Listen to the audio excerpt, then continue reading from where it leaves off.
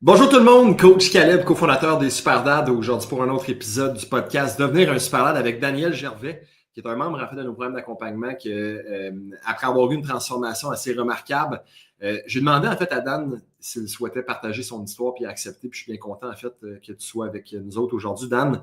Ce qu'on va faire ensemble aujourd'hui, c'est qu'on va parler un peu de l'histoire de Daniel, de comment est-ce qu'il s'est rendu à un point dans sa vie où est-ce que bon, ben, il s'est mis de côté, la procrastination, sédentarité, peu importe qu'est-ce qui en était. Qu'est-ce qui a fait en sorte que ça t'apportait à prendre du poids? Et par la suite, on va parler de ta magnifique transformation, mais surtout concrètement, comment est-ce que tu t'y es pris pour être capable d'atteindre ces objectifs-là dans l'objectif d'apporter de l'inspiration, mais également d'apporter des trucs et conseils faits spécifiquement pour des papas qui, bon, ben, toutes les excuses sont bonnes de ne pas prendre soin de nous pour qu'ils soient capables d'avoir une transformation, soit aussi remarquable que la tienne. Donc, une fois de plus, merci Dan d'être avec nous autres aujourd'hui. Pourrais-tu commencer par t'introduire, nous dire qui t'es, qu'est-ce que tu fais dans la vie, d'où est-ce que tu viens, à quoi ressemble un peu ta vie familiale? D'abord, ça me fait plaisir. Oui, Daniel Gervais, 47 ans, producteur laitier en Mauricie. Père de 3 enfants, 19, 17 et 16 ans, en couple depuis 21 ans. Daniel, c'est un gars qui a été quand même assez actif dans toute sa vie. Il a fait un peu de sport, même adulte, il joue au hockey. Tu as une vie active avec la ferme, les enfants qui jouent au hockey. On s'est couru. On s'est couru, j'ai reconstruit ma maison, tout ça. La vie a roulé. La vie a roulé. Daniel, c'est un gars qui pense aux autres, pense pas à lui, mais tu sais, la business en premier, la famille en deuxième, puis lui, ben, il prend le temps qui reste. Mhm. Fait que, en gros, c'est ça. Daniel, c'est un gros mangeur, il aime manger. Puis, il mange parce qu'il Si- bouge. Il bouge. Ben ouais, Fait c'est que, c'est ça il a l'affaire. besoin de Puis calories, hein. parlons un peu là, de la réalité d'un agriculteur. J'aimerais ça que tu nous expliques un peu à quoi ressemble ton mode de vie, ton quotidien sur une année, dans une semaine, par la suite d'une grosse saison, d'une moins grosse saison, pour que ben, il y en ait potentiellement d'autres qui se retrouvent là-dedans, ou il y en a d'autres qui comprennent également qu'on l'entend tellement souvent, hey, j'ai pas le temps. Ouais, mais es-tu un agriculteur qui travaille autant que Dan? Peux-tu nous parler un peu de ta réalité? Ben, tu sais, moi, en plus d'être un producteur laitier, tu sais, je me suis impliqué dans la vie de mes enfants, tu sais, surtout dans le coaching. Puis comme je t'ai dit, ma grosse saison, c'était quasiment plus l'hiver, à un moment donné, quand les trois jouaient, là, parce que Mm. c'était go, on se lève le matin à 4 heures, ici, puis on fait l'ouvrage, puis tu sais, toute la journée. Après ça, le soir, on fait une pratique ou on fait deux pratiques, on vient à 9 10 heures le soir. Tu sais, la saison quasiment morte, qui est de 15, autour de 15 heures par jour l'été, là, on dirait, là, c'était comme ma Mm. saison plus tranquille, là. Parce que tu sais qu'est-ce que ça va faire. Tu n'as pas à te courir aussi d'un aréna à l'autre puis à donner des Ouais, pratiques. Tu sais, c'était un 10 ans là, facile là, avec le coaching de hockey, là, très intense. c'est Tu sais, ça. on n'a pas beaucoup de Puis, temps, là. ouais. Puis aujourd'hui, tu as quel âge? Je pense pas que tu l'as dit tantôt. J'ai 47 ans. 47 ans. À partir de quel moment, Dan, est-ce que dans ta vie, tu as commencé à réaliser que, écoute, la mauvaise condition physique, l'accumulation du surpoids, et ainsi de suite, à quel âge est-ce que tu as commencé à remarquer que tu n'en allais pas dans la bonne trajectoire? Je te dirais, là, passé, là, 41, tu sais, 42, 43, tu sais, je suis rentré un peu là, dans la complaisance. Tu sais, les objectifs d'entreprise, ils ont été atteints. Tu sais, on roulait, l'entreprise roulait bien. Tu sais, les enfants vieillissent, sont autonomes. Tu sais, oui, on se court dans les arénas puis tout, mais tu sais, à un moment donné, tu ralentis, veux pas, là. Tu sais, les objectifs sont atteints, comme j'ai dit.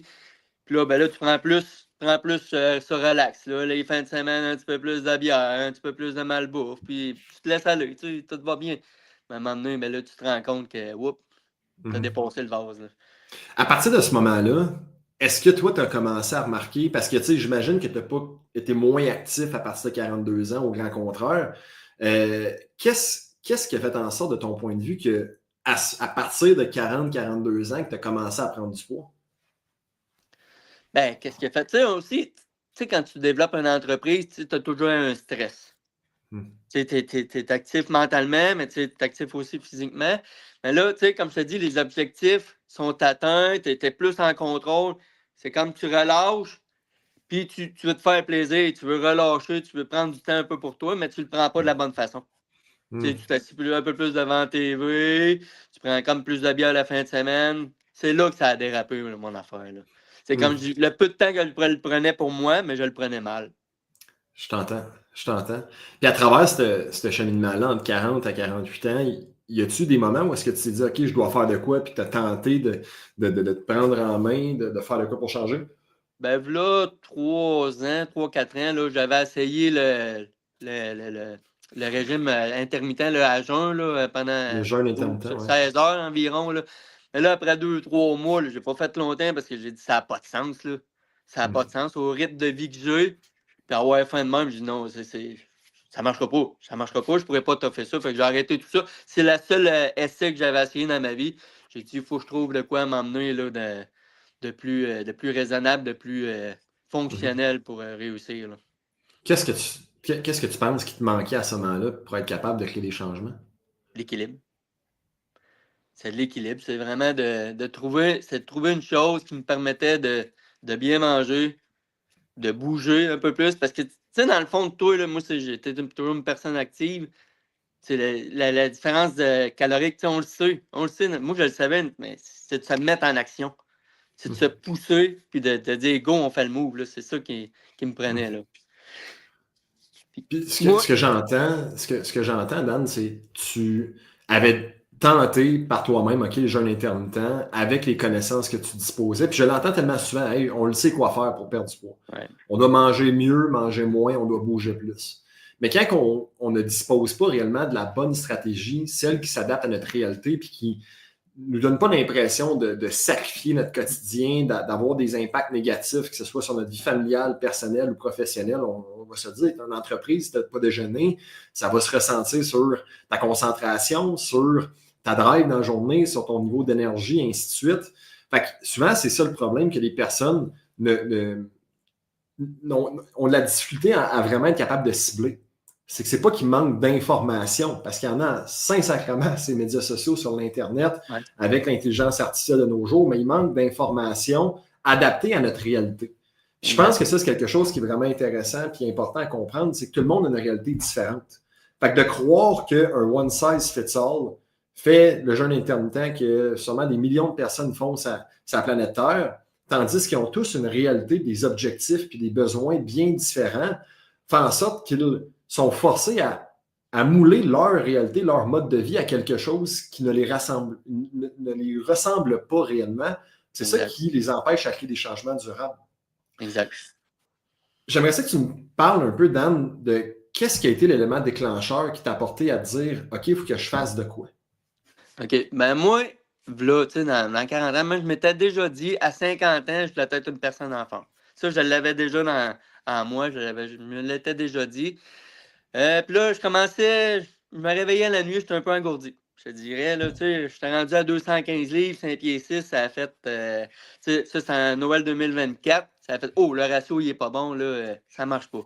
Juste avant d'embarquer dans les Superdad, là, j'ai réussi à descendre à 200, mais là, je voyais les problèmes de santé peut-être s'en venir. Puis, tu sais, j'étais un gars anti-pelule, fait que j'ai dit, là, oh, prends-toi en main, gars, là, ça marche pas, là. Fait que, tu sais, puis là, il y a un de mes chums qui a fait une sèche. J'ai dit, tu vois, il y a des applications qui marchent, il y a des coachs qui marchent, tu sais, mais c'est pas ça que je voulais faire. Mais tu sais, ça a comme allumé. J'ai mon deuxième voisin qui, lui, s'est remis à courir, puis il court solide, là, il fait son kilomètre en 3 minutes 33. Fait que tu sais, c'est tous des éléments qui ont fait gars. Il y en a qui le font, là, t'es capable. Fait que j'ai dit go. C'était quoi? Là, tu me parlais un peu, OK, 215, c'est descendu à 200 livres, tu commençais à avoir des doutes au niveau de ta santé. Comment, tu sais, d'avoir été une personne active toute sa vie, qui était travaillant, qui avait tout le temps été capable, tu sais, on le sait, là, c'est comme un non-dit, là, mais en tant qu'homme, on va souvent se dire, on est capable de le faire nous-mêmes. On va changer notre huile, on va changer nos tailleurs, il y a un problème, il y a un bris, on va le gérer, on va le régler. Quand tu arrives à un point charnière dans ta vie où est-ce que tu sais que tu ne t'en vas pas dans la bonne direction, puis que là, tu commences à te questionner, qu'est-ce que je devrais faire? Puis toute ta vie, tu t'es dit, tu es capable de gérer tes propres problèmes, puis là, tu finis par réaliser que tu n'as jamais été capable de le faire par toi-même. Comment est-ce que tu te sentais à ce moment-là, Dan? Ben, je me haïssais, je me dis, je manque de discipline. Tu sais, c'est pas, tu es en train de dévier de l'homme que tu voulais devenir, tu sais. Quand tu fais des enfants, quand tu veux faire créer une famille, tu as une vision à long terme. Puis là, ben là, quand tu t'assis et tu réfléchis, tu te dis, ouais, c'est pas vraiment ça que je pensais rendu à cet âge-là que je serais, là.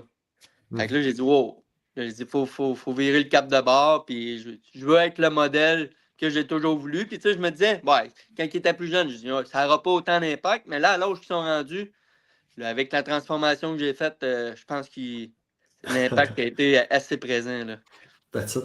On va en parler certainement. Puis dis-moi, quand tu as commencé à faire tes recherches, dis-moi comment est-ce que tu es tombé sur les Superdads, puis qu'est-ce qui t'a accroché, qui a fait en sorte que tu as décidé de te lancer avec nous autres? Ben, les pubs que vous avez faites, là, ça allait accrocher. C'était comme un poste qui me semblait équilibré, pas trop dans l'excès, juste les poids. Tout, c'était comme un équilibre. Ça, je sais pas, ça a déclenché. Puis j'ai pogné le téléphone, puis c'est rare. D'habitude, je suis plus réfléchi que ça. Je prends mon temps, puis je vais en voir d'autres. Ça a fait déjà appeler, puis ça a parti là. J'ai accroché. That's it. T'avais-tu des doutes, des incertitudes, des choses que tu te questionnais dans ta tête, puis tu te dis, ah, ça va-tu marcher pour moi, et ainsi de suite? Ben oui, parce que tu sais, il y en a tellement, puis je me dis, ça ne doit pas tout le temps marcher, mais j'ai dit, gars, si tu veux essayer, si tu veux commencer à quelque part, faut que tu essayes. Fait que tu sais, ça sera un échec ou ça sera une réussite, mais tu sais, sinon tu changeras. Mais j'ai dit, il faut que tu essayes, il faut que tu essayes quelque chose. Si tu veux commencer à quelque part, il faut que tu te lances. Puis je me suis lancé avec vous autres, puis ça a marché super bien. Là. That's it. Le 24 mai, tu es rentré avec nous autres. Dis-moi, combien est-ce que tu pesais à ce moment-là? Combien est-ce que tu pèses? Combien de poids est-ce que tu as perdu? Puis quels sont les plus grands bienfaits, les impacts positifs que ça t'a apporté, pas juste dans ta vie à toi, mais dans les autres sphères de ta vie? Bon, quand j'ai commencé, tu sais, j'étais autour de 200. 5 pieds 6, encore là, le ratio n'était vraiment pas bon. Je suis descendu le plus bas là, sur ma balance, je suis descendu à 165. Fait qu'à 165, là, j'étais sur la coche. Puis les effets, ben, plus d'énergie, oui, plus de fierté. Un homme qui est plus qui prend plus soin de lui, qui prend du temps pour lui, puis qui est plus à l'écoute pour les autres, tu sais, puis il est plus pas gestionnaire, mais qui est plus méthodique, qui est plus planifié. Je dirais, j'ai repris la vision de moi que j'avais quand j'ai tout commencé, ma famille, l'entreprise, tout, tu sais. Je suis revenu un peu à moi, il y a 20 ans. Tu sais, j'ai comme rajeuni de 20 ans. Là. Ça a été quoi les impacts sur ta business? Puis concrètement sur ta famille, ou si tu as parlé de tes fils, là, puis de ta vision, en fait, d'un père, là. Comment ça t'a Ben, impacté à ce niveau-là? pour la business, ben là, je te dis, j'ai jamais fait autant de lait que ça dans ma vie. Là. Puis, tu sais, oui, je suis plus engagé. J'ai revenu avec des objectifs. J'ai replanifié des choses. La communication. Puis, tu sais, on a refixé des niveaux pour l'entreprise au futur. Parce que là, la prochaine étape, ça va être plus le transfert, mais pas tout de suite, là, mais ça s'en vient. J'ai deux gars qui s'en vont aux études pour reprendre la ferme. Côté énergie, tu sais, je me déplace drôlement plus vite. Tu sais, je suis plus, les heures d'ouvrage, c'est moins fatigant. Tu sais, faire un 15 heures, c'est plus facile. Côté famille, ben là, tu sais, j'ai commencé à courir durant mes vacances. Puis j'ai starté mes gars. Ils s'entraînaient déjà, mais dans la course, là, les gars, ils ont commencé à faire des 5, des 10, puis là, ils sont rendus qu'ils font des 20. Moi, je suis pas rendu là. Mais tu sais, j'ai starté là, comme il faut là, pour la course. Ça, je suis tellement fier de moi. Même dans la planification, tu sais, j'avais mon pad de Walmart, là, de bureau en gros, puis tu sais, je faisais toutes mes programmations. Même mon plus jeune de 15, il avait 15 ans à cet âge-là. Il dit, pas, j'en veux un. Il sait tout programmer, ses sports, tout. Fait que, tu sais, ça, c'est un autre impact, tu sais, il planifie ses choses, puis je trouve ça positif, là. Même ma blonde a perdu un peu de poids. J'ai un employé, j'ai une femme employée, elle a perdu une trentaine de livres. Tu sais, ça a déboulé, là, ça a plein d'impact de même. Là, c'est super positif. Tu me parlais tantôt de ta vision d'être un père. Je serais curieux de savoir ta définition d'un super dad, puis c'est quoi son rôle, son devoir, sa responsabilité. Qu'est-ce que tu as à dire là-dessus? Ben, d'un, c'est d'être là en tout moment. Là, c'est ça un père, là, puis de montrer l'exemple.